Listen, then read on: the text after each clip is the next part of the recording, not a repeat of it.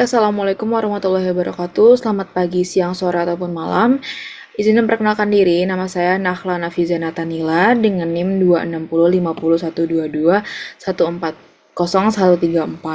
Pada kesempatan kali ini, saya akan menjelaskan materi dari praktikum survei hidrografi.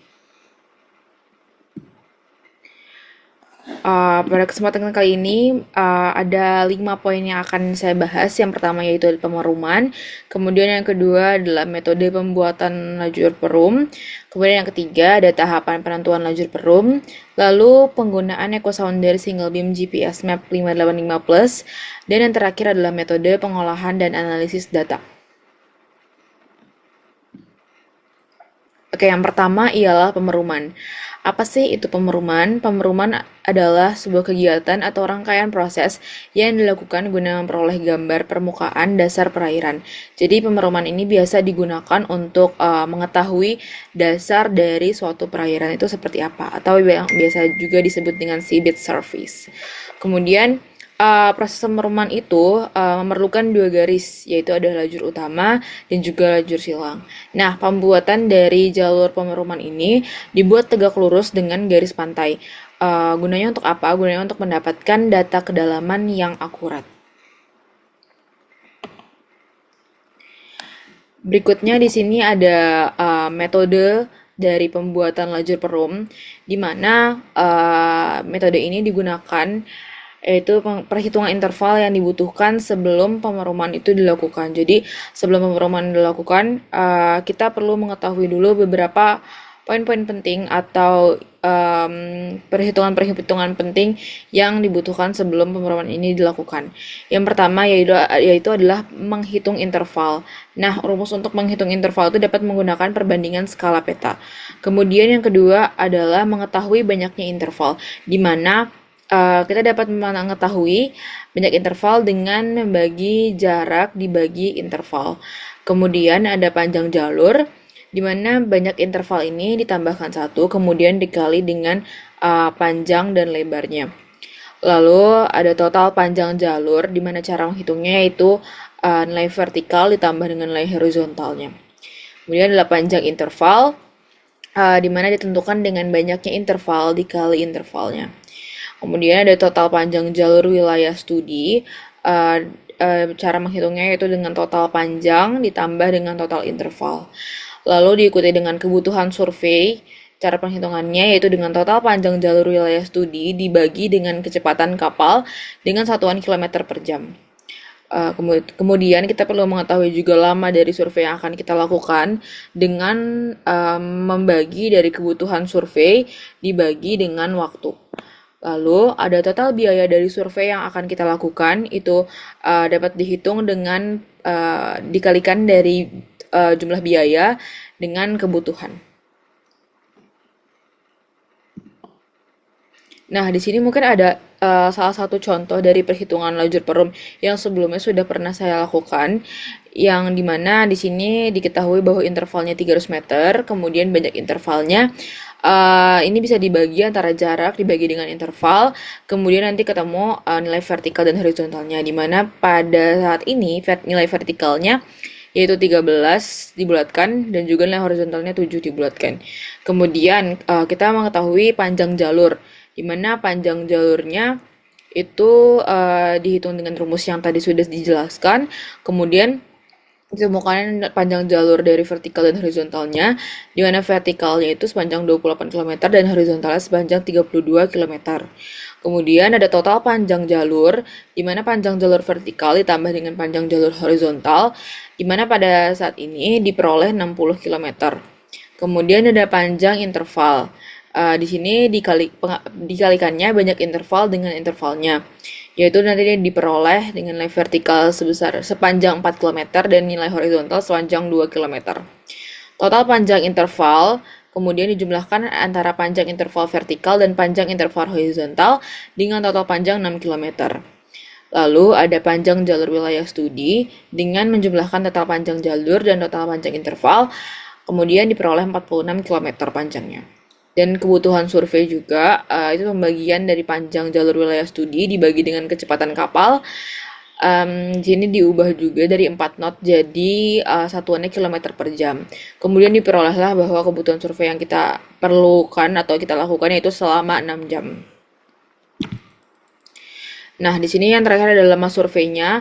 Lama surveinya itu kita bisa membagi antara kebutuhan survei dengan waktu survei, di mana diperoleh di sini 3 hari. Dan total biaya surveinya yaitu biaya survei dikali dengan kebutuhan survei 200.000 dikali 3 sama dengan 600.000 rupiah.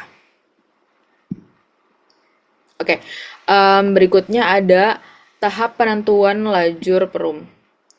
Oke, di sini tahapan pertama yaitu menggunakan Google Earth Pro.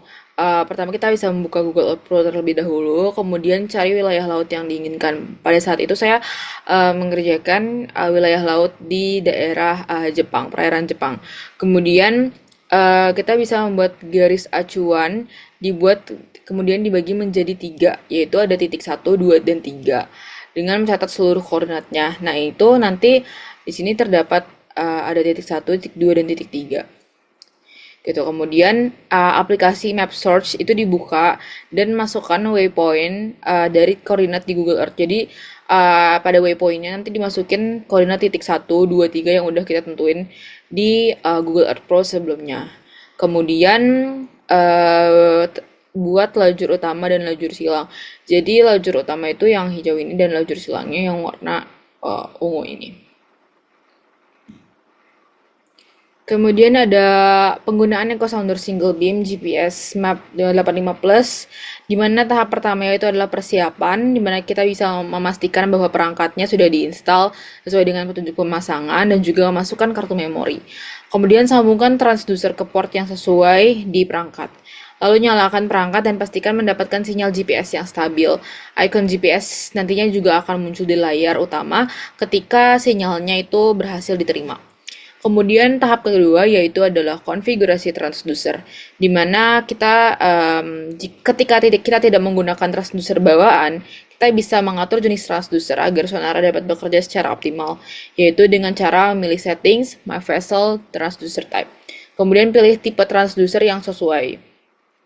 Kemudian untuk pengoperasian sonar sendiri, itu yang pertama kita bisa memilih tampilan sonar dari menu seperti tradisional, clear view, atau tampilan frekuensi terpisah. Kemudian bisa kita gunakan fungsi gain untuk meningkatkan atau mengurangi sensitivitas dari sonarnya. Kemudian menyesuaikan kondisi kedalaman atau kualitas air, dan pilih juga mode otomatis atau high, medium, atau low. Dengan juga bisa juga kita memilih untuk atur manual. Kemudian gunakan clutter menu untuk mengurangi gangguan permukaan atau interferensi.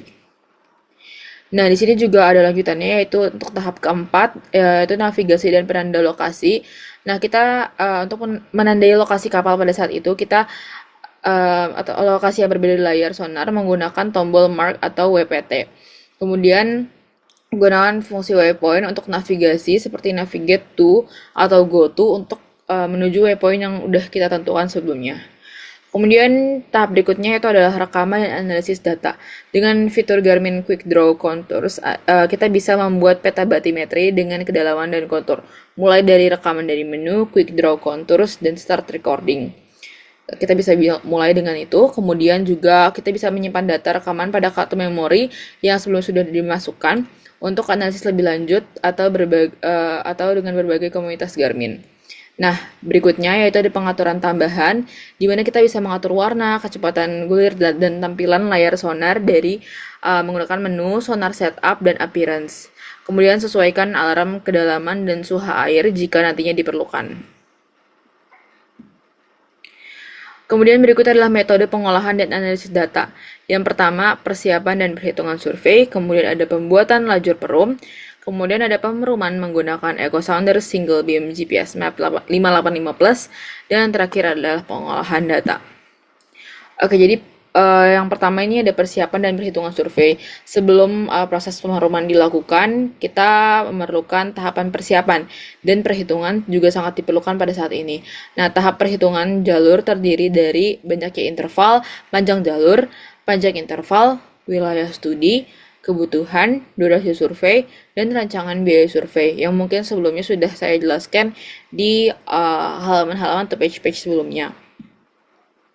Kemudian di sini kita juga membuat ledger prompt-nya. Nah, ini tahapannya yaitu yang pertama dari software Google Earth itu Google Earth Pro dibuka. Nah, dengan tampilan seperti ini, kemudian tentuin lokasi yang diinginkan. Nah, kemudian map length ditarik sepanjang berapa kilometer, kemudian nilai longitude dan latitude-nya dicatat. Nah, ini kan udah dibagi menjadi 3 nih. Kemudian nanti nilai koordinat longitude latitude-nya dicatat untuk nantinya dimasukkan ke aplikasi Map Search. Nah, di Map Search ini aplikasinya dibuka, kemudian titik longlet yang sudah kita tentukan di Google Earth yang sudah kita catat tadi bisa dimasukkan pada waypoint. Kemudian yang terakhir adalah new track atau pembuatan jalur dibuat menggunakan interval vertikal dan horizontal seperti ini.